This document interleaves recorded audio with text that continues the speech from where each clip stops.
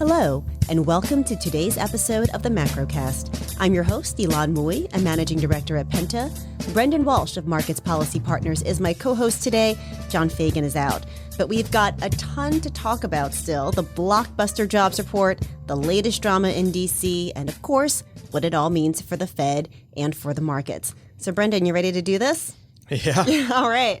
Well, we're going to start off by talking about the blockbuster September jobs number. 336,000 jobs were added to the economy, way above the forecast of basically half that number. The unemployment rate held steady at 3.8%. Brendan, I feel like we just keep waiting for something to throw the labor market off track, but it just keeps chugging along. Yeah, this one was kind of amazing. Good consensus was that, job growth was really slowing down, but apparently that's not the case at all. Though unemployment claims have remained, just around 200,000. So we're not seeing any huge layoffs yet. But I think that the consensus was that while employers aren't laying people off, they're not hiring a lot of new people, especially with rates being as high as they are. But this kind of proved that might not be the case. Though when you look at the details, some sectors were weak in terms of hiring, like retail, trade, and government was actually a big hirer this month with 73,000. That's kind of an outlier one. So there was, it's not weird, but private education, health services was strong.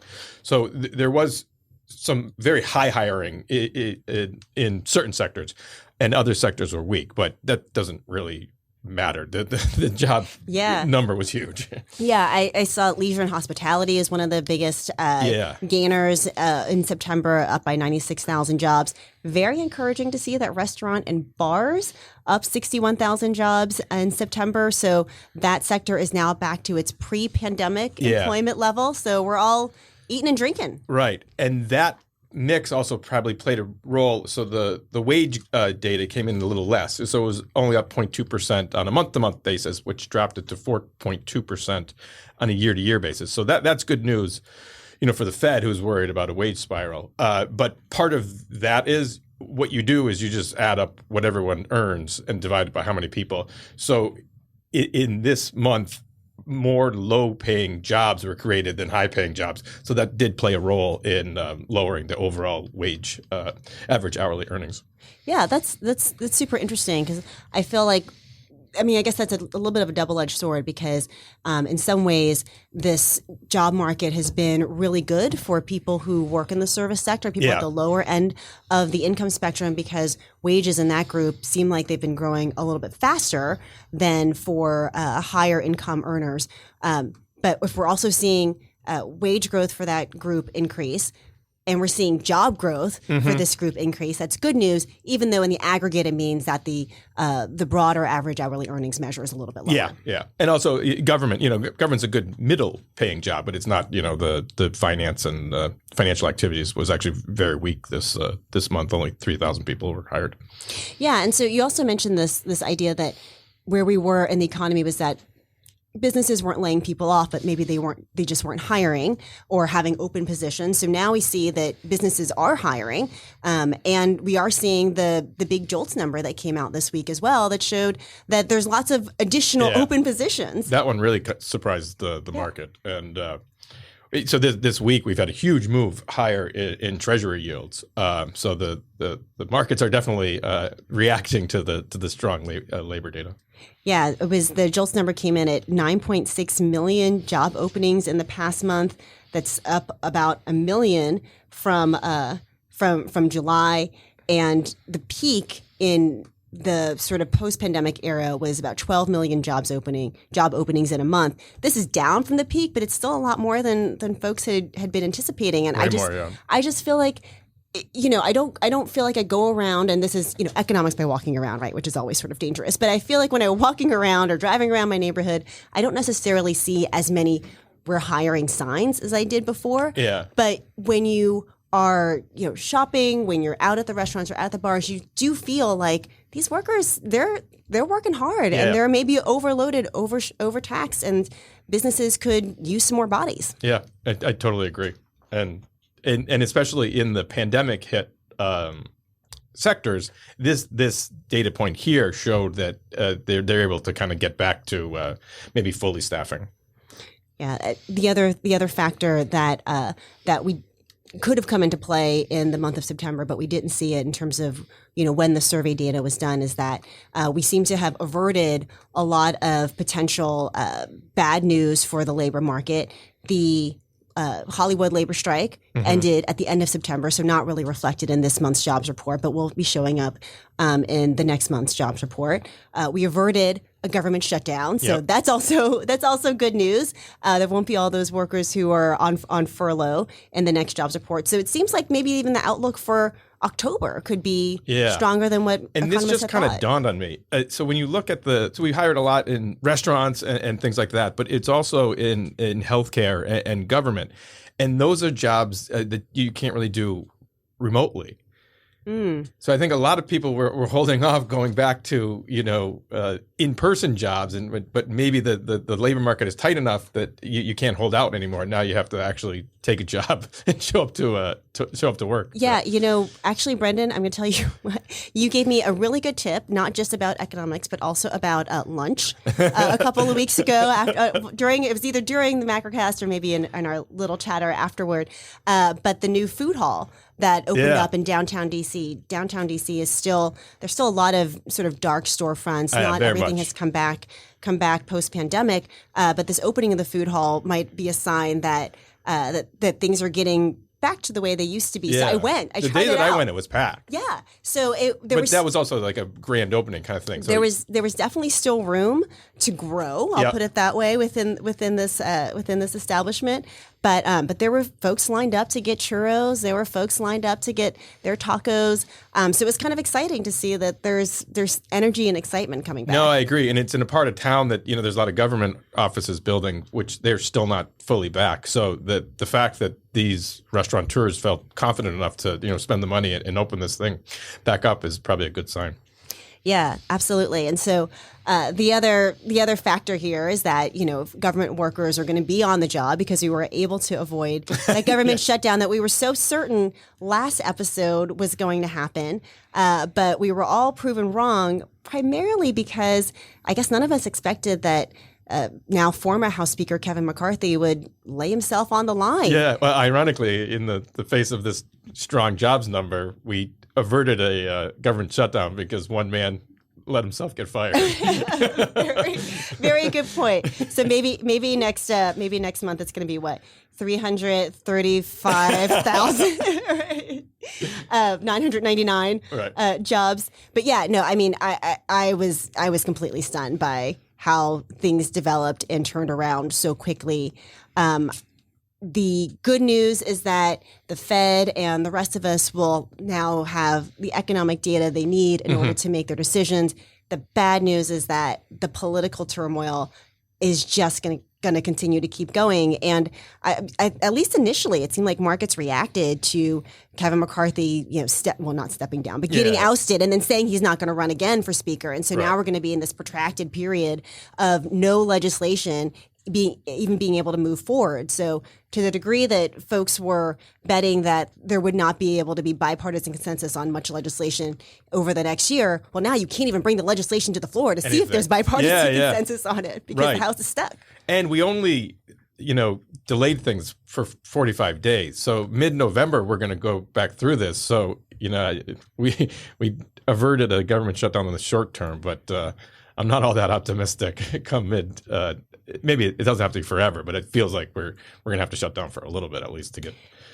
Yeah, I mean, I had been holding out some hope for a coalition to emerge of Republicans and Democrats who say, let's just work together on the things that we agree on and let's move forward. When you look at the candidates for speaker currently, I don't really see that coalition happening. No. Right? You have Steve Scalise, who is McCarthy's number two in the running. And then you have Jim Jordan, who is, not known for reaching across the aisle, let's just say. Yeah. So, I don't know how this helps ease the gridlock that we've seen in Washington for, I don't even know how long now, since last November. Right. I think we just end up in a more even continually polarized environment. Yeah, but do you know you don't have to be an elected member to be speaker? Yeah, so that was the sort of, I don't want to say conspiracy theory, but maybe snarky Twitter theory that maybe they would elect Donald Trump to be Speaker of the House. Someone I think put him up, but maybe it could be. Yeah, I don't think John Boehner's going to come back and do it, but maybe someone could take one for the team and be a placeholder. Well, we figure out who's going to be the long-term speaker. I don't know. I feel like the first act of acting Speaker Patrick McHenry of kicking Pelosi out of her Capitol Hill hideaway does not bode well for working across the aisle. And, to be fair, quite frankly, some of the commentary that Pelosi and Democrats then came out with in terms of saying that they were angered by comments that McCarthy had made and therefore weren't interested in helping to bail out Republicans in this moment. We're seeing a lot of finger pointing. We're not seeing a lot of people who want to sing Kumbaya. Yeah, exactly. Yeah. And I guess the only thing that we have going for us is, remember Ed Mills' point that now when we shut down, I think it's November 15th, but that's a couple weeks into Thanksgiving. So at least we have a holiday to mess up elected officials' lives. So maybe we actually get it done. Yeah, they may not listen to their constituents, but hopefully they'll listen to their families. Exactly. When they want to have them come home and be with their families and just get the job done. So maybe that's a way out. I wonder too, markets have done a pretty good job of, looking through some of the dysfunction in DC, maybe some initial knee-jerk reactions, but then kind of like it a little bit because maybe it keeps the Fed on hold more. So I think that there was positive parts of shutting down the government in terms of forward-looking financial markets. So we'll see how that plays out. Right. If you didn't want the Fed to raise rates, it's unlikely the Fed would raise rates in the middle of the government shutdown. Right. For a whole host of reasons. But one, going back to the point, they wouldn't have any data to know what they're supposed to do. You can't tell if it's worth it to raise rates or not, or cut rates or keep them the same. You just stick with inaction was maybe the best course there. Brendan, do you think that this is going to go through the end of the year, do you think, in terms of how long we might be in this period of uncertainty in DC? No one's ever done this before, right? Like, yeah, this is you're right. I mean, we don't know. This is the first time that anyone's ever been kicked out of being Speaker of the House. I mean, it took 15 votes and a lot of door deals to get McCarthy to win it the first time. So I have just no idea how they're going to anytime soon elect somebody. That's right. I mean, the candidate forums, I believe, began on Tuesday, and then the votes will begin after that. But yeah, if it took 15 to get McCarthy, and he didn't last that long, maybe it'll take even longer to find somebody else. Yeah, and the party's even more fractured now. But I think with those you have 8 votes that really doesn't want anybody. I guess that 8 may vote for Trump. But so I just don't know, unless you have the Democrats come in and do a coalition, but then maybe it just starts all over again. Whoever gets elected on a bipartisan speakership just gets ousted a week later. Yeah, I saw that there's a group of moderate Republicans who are calling for a change to the rules. They're saying they won't even vote for a candidate unless the single member motion to vacate.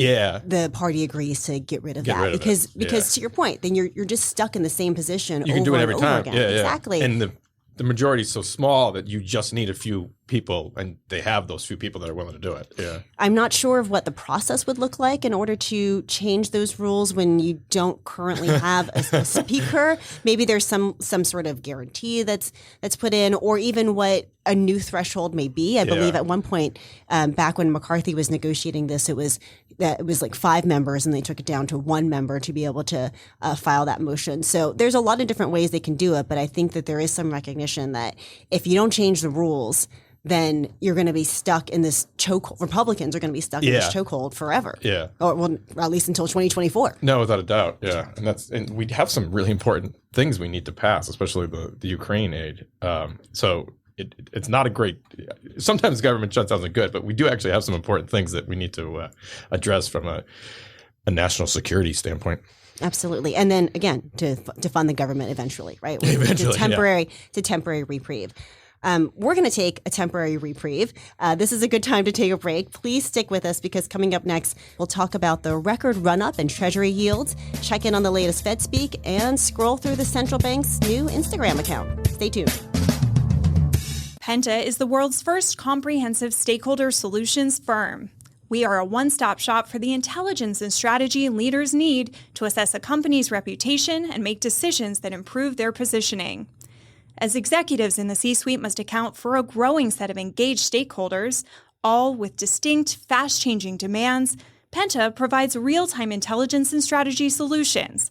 We work with clients solving complex global challenges across a variety of industries. Our clients span technology, financial services, energy, healthcare, and more. To learn more about how Penta can support your company, check out our website at pentagroup.co, our Twitter at pentagrp, or find us on LinkedIn at Penta Group. Welcome back to the Macrocast. We're talking about the record run-up in Treasury yields. The 10-year Treasury is now back up to 4.8% after the Friday blockbuster jobs report showing 336,000 jobs were created in September. Brendan, what is going on? What is pushing Treasuries so high?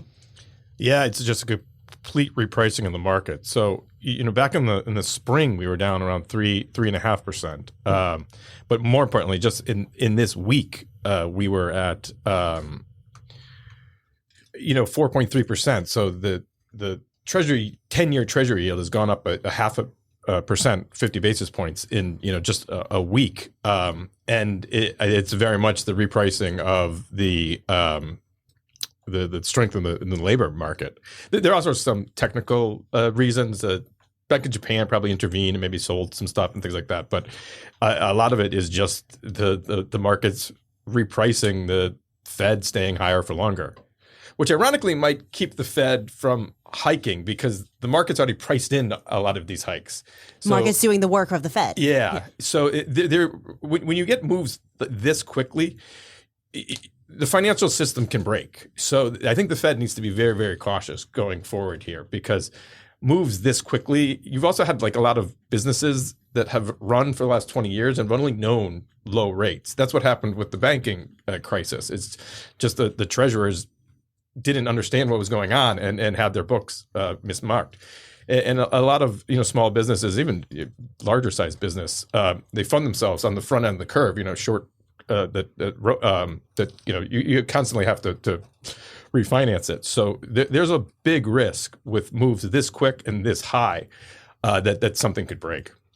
That's interesting. Do you think that part of the run up is due to supply issues? I know there's been a lot of discussion around, this level of debt that the U.S. is carrying now.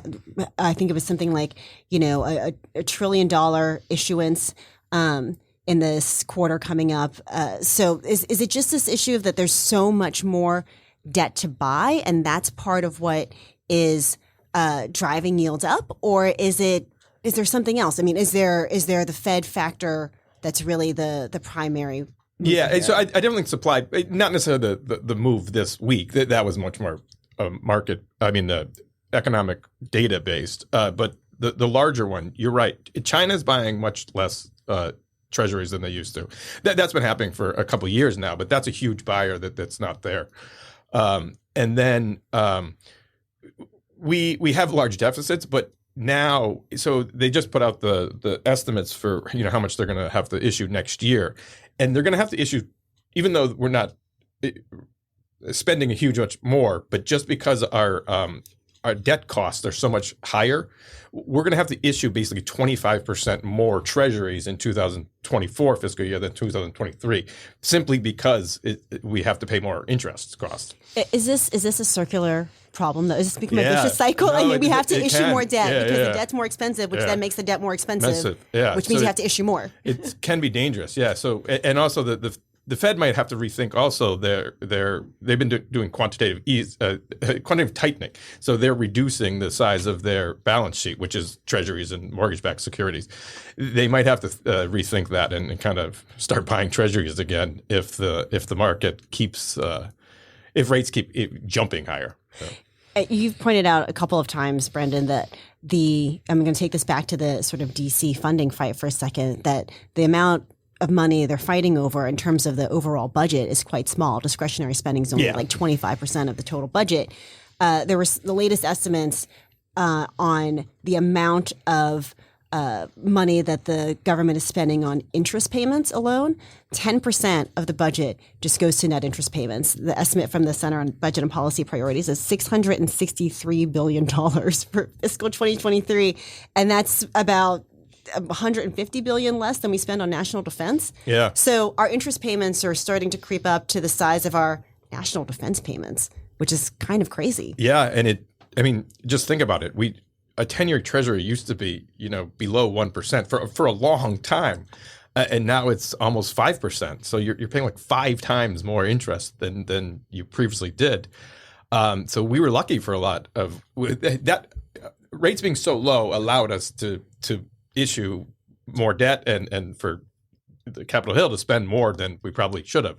And then we got into the whole MMT and it doesn't matter. We can just keep running it. Oh, dear. I suppose it doesn't matter in the short term when rates are really low. But now, with inflation higher, rates have to be higher. And it's just a lot more expensive to run a country. Yeah, I recall when I was at CNBC, many reports of us sort of breathlessly waiting for treasuries to hit 2%. Yeah. Right? The 10-year to hit 2. I know, too. And now we're at almost 5. 5. And it happened in, a very short period of time. Yeah.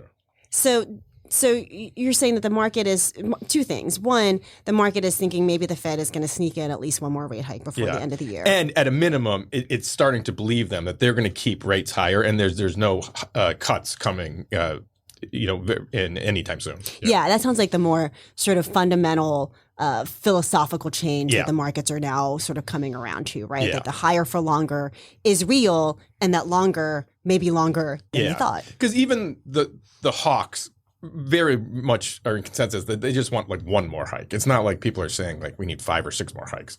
So the battle in the Fed, I think, is over between we hold but stay long, or maybe we hike one more time and stay on hold for a long time.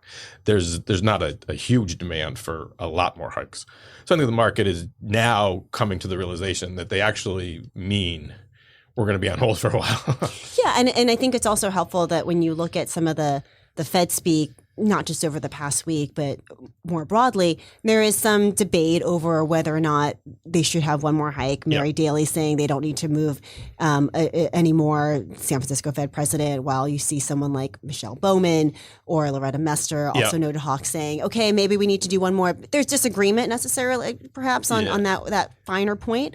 But they're all in agreement. Ballpark. And they're all in agreement on, we're not cutting anytime soon. Right. And we're in a place where we need to see what else is going to happen. Yeah. And I think they are aware, they're not fools, they understand what goes on in financial markets, that the moves this quickly is not good for anybody. So I think they will be cautious in terms of their Fed speak going forward. You don't want to have the 10-year at 5% on Monday, or we're going to be closed on Monday, but on Tuesday. Yeah. What do you see as the implications then for mortgage rates and for the housing market?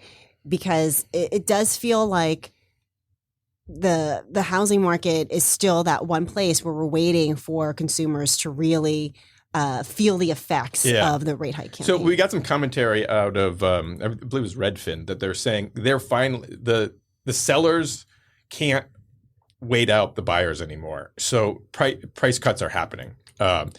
It's just so much more expensive to buy a house with the mortgage cost that, what you could have sold your house in 2021, 22 with the inflation because of the pandemic, those prices aren't real anymore. You're going to have to start cutting them to make up that whatever $100,000 to $500,000 mortgage service cost difference that the borrower has to pay.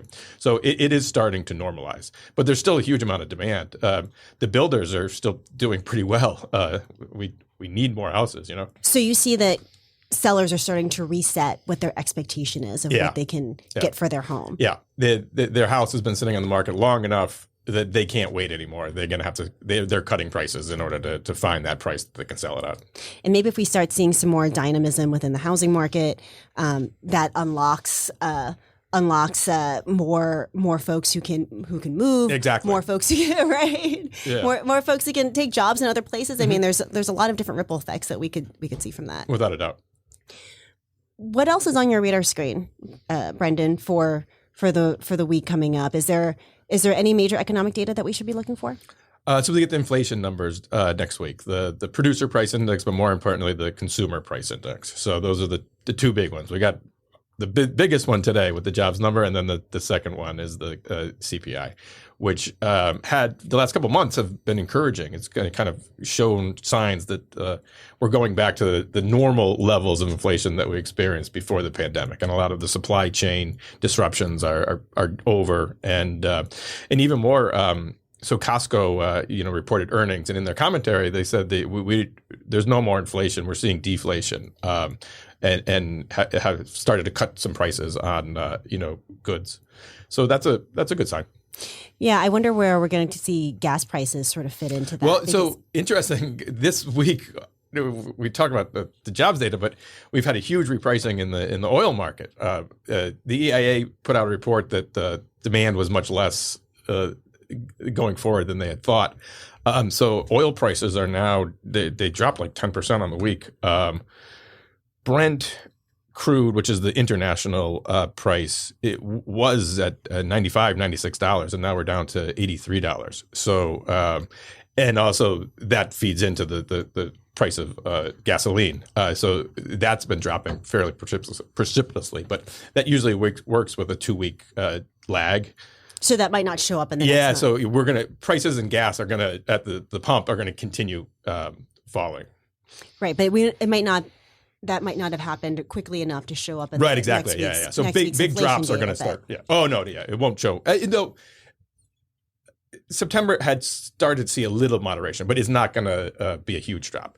But the August CPI saw a huge rise in gas prices. So you won't have that huge contribution, but it won't be a huge drag. Right. So the baseline will be higher. Yeah, exactly. So it hasn't gone up that much more. Yeah. Got it.